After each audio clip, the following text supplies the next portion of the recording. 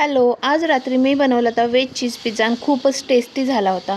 इथं मी pizza base ही घरीच बनवला होता. मस्त असं पिझ्झा बेस प्लेटवरती लावून घेतला. त्यावरती पिझ्झा सॉस लावून घेतला. त्यानंतर चीज स्प्रेड लावलं, मेयोनीज लावलं आणि व्यवस्थित स्प्रेड करून घेतलं.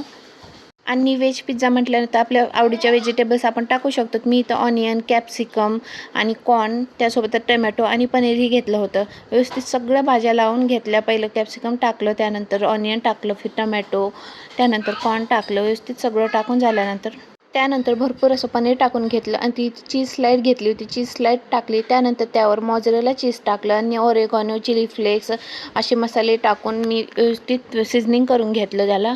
आणि पिझ्झा एक नंबर झाला होता. डॉमिनोजपेक्षाही भारी. मी याच्यानंतर तर डॉमिनोजचा पिझ्झाच खाणार नाही, एवढा भारी झाला होता. तुम्ही नक्की रेसिपी ट्राय करा. खूपच टेस्टी लागतो अशा प्रकारे पिझ्झा केल्यानंतर. आणि मी इकडे पिझ्झावरती हे सगळी टॉपिंग लावेपर्यंत इकडे कढई गरम करायला ठेवली होती. मीठ टाकून कढई चांगली गरम झाली होती. त्यामध्ये पिझ्झा ठेवून दिला आणि 10 मिनिट बेक करून घेतला. त्यानंतर एवढा चीज आणि टेस्टी पिझ्झा बनून रेडी होता. Bye bye. रेसिपी आवडली तर लाईक करा, सबस्क्राईब करा.